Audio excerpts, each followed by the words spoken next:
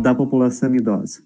Mas também não podemos esquecer que em todas as etapas da vida, seja quando falamos dos bebezinhos, até quando falamos das pessoas mais idosas, nós somos seres humanos em formação. Nós somos existência em formação. A nossa vida, ela é sempre um projeto inacabado. Nós não nascemos prontos e também podemos viver 70, 80, 90, 100, 120, quiçá seja 200 anos de vida e não teremos concluído o nosso projeto de vida. A existência ela é um projeto sempre inacabado. É da condição humana a nossa finitude. Nós somos seres finitos e por isso somos sempre um projeto inacabado. E ciente desse nosso inacabamento, que não é uma falta como algo que teria que ter, mas esse inacabamento é justamente aquilo que nos coloca no movimento da existência humana, é aquilo que nos coloca na vida. Nós vivemos porque não acabamos. Isso nos coloca na perspectiva de um contínuo aprender a viver. Nós aprendemos a viver quando crianças, nós aprendemos a viver quando jovens, nós aprendemos a viver quando adultos, nós aprendemos a viver quando velhos, nós aprendemos a viver inclusive quando a vida se esvai de nós. Continuamente nós estamos sempre aprendendo a viver. E é dentro dessa perspectiva de uma formação da existência, uma formação ao longo da vida, de uma educação permanente, que eu quero trazer alguns pontos de reflexão aqui para nós pensarmos hoje. O ponto de partida, não exatamente como algo que vai ser diretamente analisado, mas como um pano de fundo, é uma obra literária, que nos vem de uma sabedoria muito antiga. Sófocles, que era um tragediógrafo grego, e aí nos reportamos a 5 séculos antes de Cristo, então faz bastante tempo, estamos falando de uma tradição aí de 2.500 anos praticamente. Dentre as suas obras nós temos uma trilogia, um conjunto de 3 tragédias, que é conhecido como trilogia tebana. Nós temos o Édipo Rei, depois nós temos o Édipo em Colono, e ela finaliza com a Antígona. E o Édipo é um personagem muito rico na cultura helênica.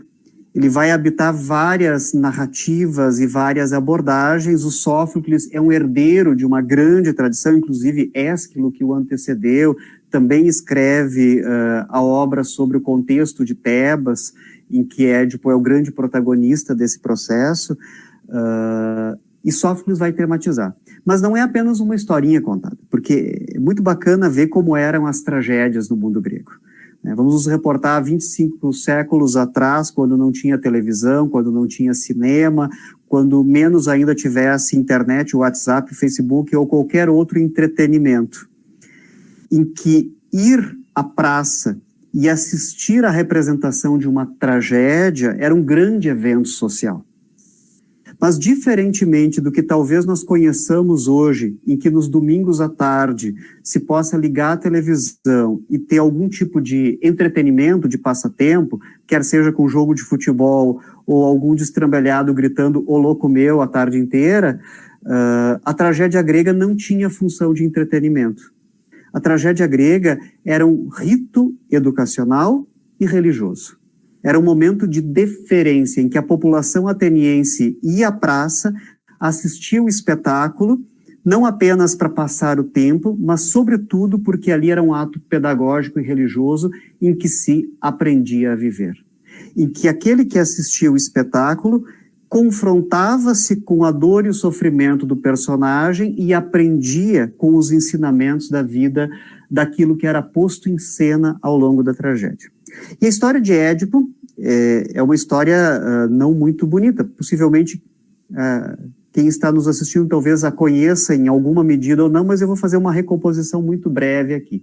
No mito, nós temos os pais, Laio e Jocasta, que quando nasce o filho, vão levá-lo para saber o seu oráculo, levam ao templo porque querem saber o oráculo, o destino que aguardava essa criança. E a notícia é chocante. Essa criança, quando crescer, matará o seu pai e se casará com a sua mãe. E agora? O que fazer com o traste que acabou de nascer? É que vai matar o pai e vai casar com a mãe. Laio, num ato extremo, convoca um dos seus generais e ordene que mate o bebê. O general não tem coragem de matar aquela criança. Numa situação aí que a narrativa vai se estendendo, ele abandona numa floresta, é resgatado por um pastor e acaba adotado em outra cidade por Políbio, enfim, em outra cidade lá no castelo ele é criado e nunca sabe da sua história. Ele cresce achando-se filho lá de quem o adotou. Quando jovem, Édipo vai ao templo e quer saber o seu destino. E ele fica sabendo, tu matarás o teu pai e te casarás com a tua mãe. Quando Édipo fica sabendo do seu destino, ele quer evitar que se cumpra. E para que não se cumpra, ele não volta para casa. Ele torna-se andarilho e sai pelo mundo, achando que os pais que ele havia deixado para trás fossem os seus verdadeiros genitores. Não sabia ele que tinha sido adotado. Perambulando pela estrada, ele se depara com uma comitiva, com quem acaba tendo um embate, e o chefe daquela comitiva sai para enfrentar Édipo, e no empurra daqui, empurra dali, Édipo acaba matando o chefe dessa comitiva e foge, para não ser pego pelos soldados que o cuidavam. Isso passa-se mais tempo quando Édipo se vê às portas de Tebas. Tebas era um reino muito importante, mas que já havia algum tempo sendo amaldiçoado. E por isso uma esfinge habitava as portas de Tebas. E a todo aquele que tentasse entrar na cidade lançava um enigma. E era necessário ou decifrar o enigma, ou então seria devorado. Édipo se mostra o mais sábio de todos, o mais inteligente de todos, porque ele consegue decifrar o enigma da esfinge e é recebido na cidade de Tebas como um herói. Tamanha é sua glória que lhe é dada em casamento a rainha viúva e o trono de Tebas. Édipo torna-se rei de Tebas. E como jovem rei de Tebas, casado com a rainha viúva, de um rei que não se sabia o que teria acontecido, porque foi morto em uma emboscada em condições que ninguém sabia contar muito bem, agora Édipo precisa fazer a cidade recuperar a sua glória antiga que estava perdida. No entanto, são muitos os males que afetam a cidade de Tebas. E por isso Édipo manda chamar um sacerdote que pudesse explicar por que Tebas está sob tamanha desgraça, doenças, as plantações não vão bem, tudo acontece errado em Tebas. E esse sacerdote vai revelar. Acontece que Laio, o rei de Tebas, foi morto e até hoje não se sabe quem é o assassino. Tebas só voltará a ter a sua glória quando o assassino de Laio for novamente trazido, for descoberto e punido. Na condição de rei, Édipo lança sobre o desconhecido assassino todas as formas de punições. Jamais poderia viver em Tebas, enfim, e descreve uma série de punições que esse assassino teria. E ordena a todos que partam em busca para que investiguem e descubram quem é o assassino de Laio. Bom, isso tudo vai tendo uma série de desdobramentos até que as informações começam a se encontrar. Édipo descobre que aquele transeunte com quem outrora ele havia tido um embate e o havia matado era Laio. Mas não apenas descobre que era Laio, descobre que ele, Édipo, não era filho legítimo de Políbio, mas tinha sido adotado. E que a sua origem estava na própria Tebas que hoje ele governava. E que Jocasta, sua esposa, era, na verdade, sua mãe. E que Laio, aquele que sem saber que era rei de Tebas, e menos ainda, sem saber, era seu próprio pai. Ou seja, aquela profecia que todos agiram para que ela não se cumprisse, ela acaba se cumprindo. Édipo assassina o próprio pai, sem ter consciência que o fizera, casa-se com a própria mãe, sem ter consciência que o fizera. Isso, obviamente, cria um grande embaraço. E Édipo, então, se vê agora refém da sua imprudência, da sua falta de discernimento, da sua falta de sensatez. Ele não soube discernir adequadamente os acontecimentos que estavam à sua frente. Esse jovem Édipo, ele se mostra impulsivo, inconsequente, afoito nas suas tomadas de decisões. E agora ele precisa fazer cumprir sobre si mesmo tudo quanto ele jurara fazer com o assassino de Laio. E por isso ele se pune, enfim, com uma série de punições, mas uma delas é o exílio. Ele próprio se condena a não viver em Tebas, que no contexto grego é uma punição muito grande. O exílio é uma das maiores punições, ser um expatriado, ser mandado para fora da sua pátria, da sua terra, é uma das maiores punições que se pode dar a alguém. E aí ele sai no Édipo em Colono, que é a segunda parte da tragédia.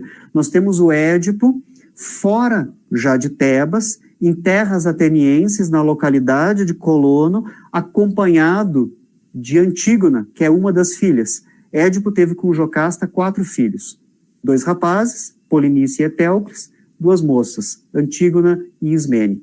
Antígona acompanha o pai no exílio. Esse pai que está cego, por razões aí que talvez alguns conheçam, mas eu não descrevi aqui, ele está cego, expatriado, agora velho, e nada tem, não tem posses. Só tem ao seu próprio corpo para perambular pelo mundo. Ele vai buscar nessa localidade de Colono a hospitalidade de quem receba o estrangeiro. E agora, é o Édipo velho, que precisa dar conta de todas as suas experiências vividas desde a infância, desde a juventude, para aprender a viver de um outro modo que não é aquele modo que ele havia pensado que viveria. Vejam a questão que se coloca. Édipo passa por toda a experiência da dor e do sofrimento. Os gregos usam uma expressão para isso, patei matos, aprender pelo sofrer. Não porque o sofrimento em si signifique aprendizagem, porque o sofrimento em si só nos produz dor. O sofrimento não é bom, não é um elogio ao sofrimento. Mas uma vez que na vida não nos seja possível deixar de sofrer, porque por vezes, infelizmente, o sofrimento nos assola, mesmo que não o queiramos, mesmo que tentemos evitá-lo, pode ser por uma doença, pode ser por uma escolha errada na vida, enfim, por N fatores. Uma vez que se mostre que não podemos fugir ao sofrimento, não podemos fugir à dor, o que nos resta agora é aprender com a experiência da dor. E essa aprendizagem que se dá a partir da experiência da dor é aquela que, na perspectiva da obra de Sófocles, é a que nos forja como seres humanos fortes e capazes de enfrentar as novas situações que surgem. E é isso que acontece com Édipo. Édipo, velho, fraco, cego, expatriado, sem posses, apenas sustentado por uma jovem filha que lhe serve de bengala, e vai usar em algum momento essa expressão, ele sequer consegue caminhar sem o apoio da filha Antígona, precisa tomar uma série de decisões, mas agora é um Édipo que torna-se sábio, prudente, com sensatez para as novas decisões, porque ele soube elaborar tudo aquilo que o sofrimento lhe trouxe ao longo da vida. Vejam, não basta sofrer. A gente conhece, quem é aqui da nossa região da Serra sabe bem como é que é o linguajar por vezes, né, que tem o concurso de quem sofre mais, né, alguém conta assim, mediocramento que me dói o pé, e lá do outro lado alguém já sai dizendo, mas pra ti você dói o pé, pra mim me dói o pé, a coluna, a cabeça, aí vem o terceiro que dói mais, é o concurso de quem sofre mais, né. Aí alguém conta lá, mas quando eu era criança que ia na escola, tinha que usar o sinelinho lá e era só o sinelinho que tinha. Aí o outro vem e conta, mas tu pelo menos tinha o sinelinho, eu nem sinelinho tinha para ir na escola, que é de pé descalço, que tem um cascão assim ó, no pé até hoje por causa disso. Então a gente tem muito aqui na nossa região esse concurso do quem sofreu mais, porque parece que sofrer é motivo de elogio. Não é essa a perspectiva que eu estou trabalhando aqui, não. Sofrer não é bom. Sofrer não merece elogio. É melhor não sofrer. É melhor evitar a dor e o sofrimento. A questão está no que se pode aprender quando é inevitável o sofrimento e frente a ele nós podemos ter uma atitude de elaboração. Essa que é a questão. É isso que o Édipo aprende a fazer. Ele demora, mas ele em algum momento aprende a elaborar as suas experiências. Não basta acumular mais e mais experiências. Não é isto. Quer dizer, todos nós acumulamos anos de vida. Mas acumular anos de vida por si só, a única coisa que nos traz são rugas, cabelos brancos, se os cabelos permanecerem, porque para os homens ainda nem sempre eles permanecem para ficarem brancos. Isso é garantido. Agora, as aprendizagens com a experiência não nos vêm apenas com o passar dos anos. Vem com a forma como nós nos relacionamos com essas experiências. À medida que eu reflito sobre as minhas experiências e desenvolvo um discernimento, uma sensatez, eu aprendo a viver melhor. Eu desenvolvo essa sabedoria de vida. O velho filósofo Aristóteles, quase contemporâneo lá de Sófocles, que escreve, inclusive, sobre as tragédias de Ésquilo e de Sófocles e de Eurípides, vai trabalhar o conceito da sabedoria prática, do saber viver bem, da prudência, disso que se aprende quando nós nos relacionamos com as nossas experiências de uma forma reflexiva, quando delas nós atribuímos sentido e aprendemos a tomar boas decisões, a fazer as escolhas mais acertadas. E isso só nos vem com a experiência. Observe, um jovem de 14, 15, 16 anos de idade pode ser muito inteligente, pode desenvolver cálculos matemáticos avançados, se estudar bem, pode lidar com tecnologias com muita propriedade, se dedicar a isso, pode aprender conteúdos de história, de geografia, de astronomia com muita proficiência. Mas dificilmente um jovem com 14, 15, 16 anos de idade terá o discernimento necessário para tomar uma decisão importante frente a um fato inusitado, que seja complexo. Mas por que isso? Porque esta aprendizagem da arte de viver, ela exige a elaboração das experiências. A quem ainda teve poucas experiências, não foi possível elaborar muitas delas. O mesmo Aristóteles que eu referi antes vai dizer que as questões da ética, elas se tornam em nós significativas depois dos 50 anos de idade. Bom, talvez vamos baixar para 40 ou para 30 nos dias atuais que seja, mas enfim, de qualquer forma, há aprendizagens que elas estão nessa perspectiva do aprender a viver, sempre relacionadas com as nossas experiências de vida. Mas não a experiência em si. Elas estão relacionadas com o modo como nós elaboramos as experiências. Eu costumo muito nas minhas aulas, trabalho, dentre outros temas, eu trabalho com filosofia da educação, então com formação de professores, e aí quando falamos, né, dos nossos estudantes das escolas, crianças e jovens, como tomar determinadas decisões quando a pessoa adulta precisa decidir por aquele que ainda não tem autonomia, não tem a maturidade para a tomada das suas decisões. Qual o critério? Como discernir bem? Por que uma criança de 10 anos de idade, um jovem de 14 anos de idade, por vezes não saiba tomar a decisão correta, é compreensível, dada a sua faixa etária. Mas espera-se que o adulto, então, seja capaz. Eu costumo dizer para os meus alunos que estão se formando professores, não esqueçam que quando vocês estiverem lá na escola, olhem na sala de aula e procurem um adulto. o professor será o único adulto naquele grupo ali de sala de aula na escola. Então, precisa fazer papel de adulto, porque não pode esperar que os alunos façam papel de adulto. Também quando nós somos pais, e temos filhos, sobretudo, eu brinco muito com a figura do adolescente que completa 13 anos de idade, chega em casa da escola e diz assim, mãe, pai, vai ter uma festa na casa lá do fulano, da fulana, e todos os meus colegas vão, vai começar a festa à meia-noite e vai até às 6 da manhã, todo mundo vai, eu vou também, né? O que responder para isso? Eu brinco que tem uma lista de respostas. A primeira, tu não é todo mundo, enfim, vem uma série de respostas. Mas a questão é que todas as outras experiências de pais que precisaram responder para os seus filhos com 13 anos de idade, se pode ou não pode ir na festa, não servem como regra para aquela situação.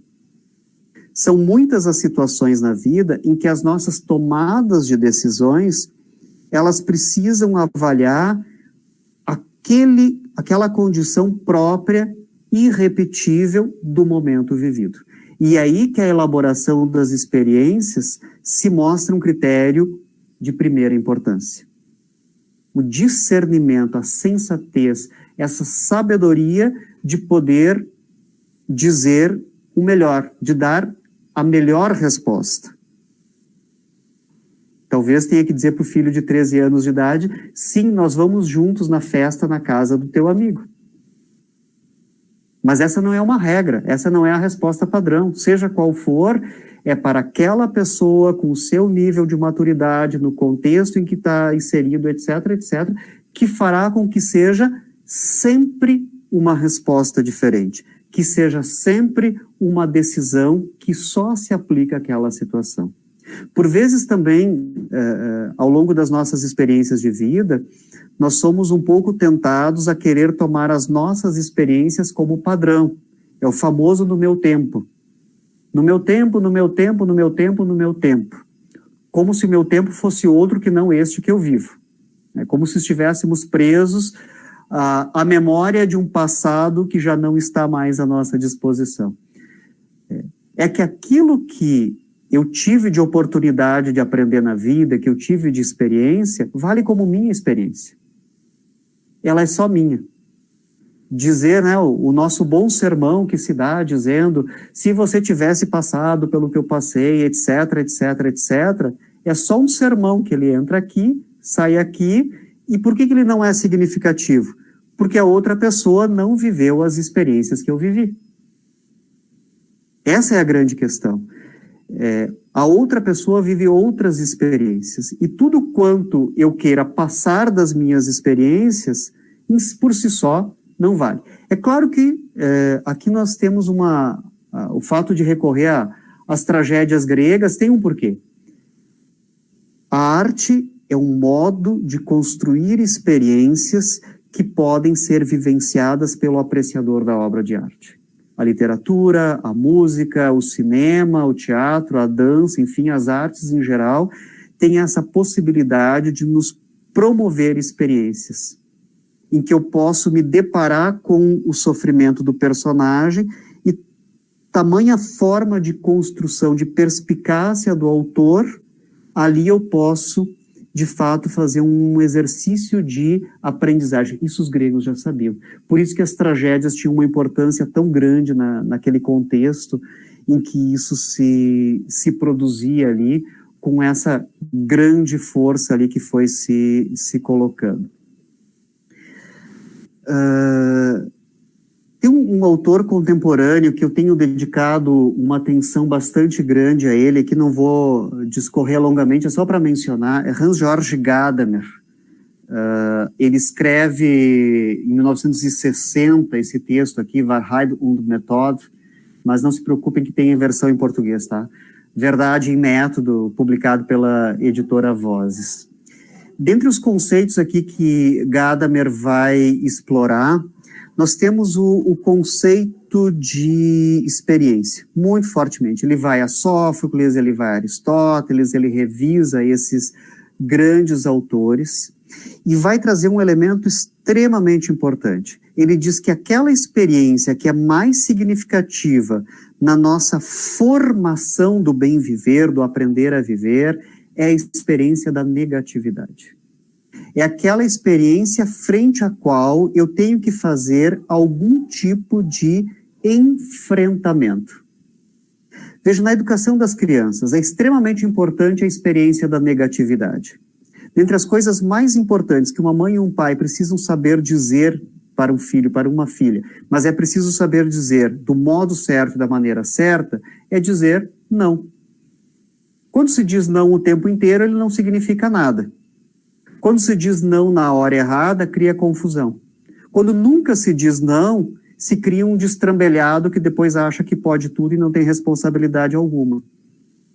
A interdição, aquele não oportunamente dito, no momento correto, do modo correto, produz uma tal experiência da negatividade que cria a necessidade de um enfrentamento de si mesmo. Não necessariamente o enfrentamento do outro, mas é o enfrentamento de si mesmo para uma afirmação de si. Mas isso não é apenas na educação de crianças ou na educação de jovens. Isso nos acompanha ao longo da vida. Nós somos interditados muitas vezes na vida. Nós temos várias formas de ouvir um não. Pode ser o guarda de trânsito, pode ser o agente de saúde. Por diferentes situações nós podemos ter essa interdição. O nosso próprio corpo nos diz não frente a alguns dos nossos anseios. Eu quero tomar um garrafão de vinho. O meu corpo vai me dizer não. Se eu tomar um garrafão de vinho, eu vou ter problemas. É preciso essa interdição, que nos coloca numa dimensão de aprender a viver bem, portanto, de afirmação de si. A isso Gadamer chama de experiência da negatividade, porque ela nos produz uma condição de enfrentamento de si e de afirmação de si, em que aprendemos a ser melhores do que éramos até então. Por quê? Ele vai colocar um segundo ponto muito interessante. Acontece que essa experiência da negatividade, eu posso enfrentá-la de duas maneiras. A primeira é com teimosia. Então eu tenho uma interdição e eu nego a interdição o tempo inteiro. Bom, eu não saio do lugar. Mas a segunda não é a da teimosia. A segunda é a da abertura. Ou seja, do acolhimento. Quando eu acolho aquela condição de interdição, de negatividade, de finitude, porque é isso, sermos humanos é sermos finitos. Se não fôssemos finitos, nós seríamos anjos, deuses, super-heróis, alguma outra coisa, mas somos humanos, somos finitos. Quando eu me dou conta da finitude, dessa interdição da própria existência, e o faço com abertura, eu faço da minha experiência uma oportunidade de aprender com esta e com as experiências futuras. O que de melhor se aprende com uma experiência é estar aberto a novas experiências. É a não determinação da vida. É a vida que não está estática. É a vida que permanece ativa. É a vida que permanece em construção. É a existência que permanece como possibilidade de aprimoramento humano contínuo. E é isso, o próprio Gadamer, este mesmo autor, estou comentando aqui, o próprio Gadamer vai chamar depois de uma pessoa experimentada. Uma pessoa experimentada é uma pessoa que não só acumulou experiências ao longo da vida, mas que soube elaborar essas experiências ao longo da vida e desenvolve a sua serenidade. Como é bom poder conversar com uma pessoa que tem uma longa trajetória de vida e que, frente às situações em que os demais ficam batendo cabeça, sem saber o que fazer, tem o discernimento, tem a sensatez para conseguir apontar um caminho àqueles que ainda não conseguem encontrar. A aprendizagem ao longo da vida, ela vai desenvolvendo uma sabedoria, um modo de se relacionar com a vida que torna a vida mais leve, que torna a vida menos encrencada, que torna a vida não sem problemas, continua tendo problemas, os problemas continuam sendo sérios, mas que coloca uma perspectiva de serenidade que permite avaliar e agir muito melhor. É um aprender a agir, ou seja, aprender a fazer as escolhas certas, aprender a decidir bem para que as ações depois não sejam motivo de arrependimento. Qual a diferença? Aquele que é muito impetuoso, é o jovem Édipo, toma decisões rápidas e depois se arrepende quando vê as consequências dos seus atos. No campo empresarial é muito comum as pessoas dizerem, tem que tomar decisões rápidas. É desejável, mas mais importante do que a decisão rápida é a decisão certa. Porque se a decisão for rápida, mas não for certa, as consequências serão ruins. É preciso tomar decisões, sobretudo, sábias. Uma decisão sábia é aquela que, quando eu tomo, eu já sei de antemão que eu não vou me arrepender das consequências que dela se desdobrarem. O aprender a viver traz essa possibilidade. Não que exista o momento da formatura, de receber o diploma, você aprendeu a viver, porque a nossa vida se encerra antes que recebamos sempre esse diploma.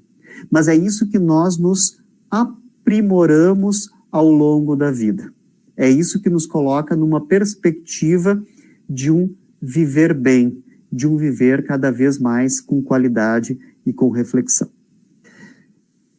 Eu queria trazer um pouco essas chaves de leitura e de reflexão aqui, né, que não é nenhum tipo de ensinamento diretivo, porque possivelmente muitos dos que nos assistem agora são mais velhos e mais vividos do que eu, mas são provocações reflexivas com essa tradição que eu busco aí ao longo aí dos séculos que nos chegam, com a literatura do Sófocles, com a filosofia do Gadamer, alguma coisa rapidamente que eu mencionei do Aristóteles, para nós podermos pensar um pouco juntos.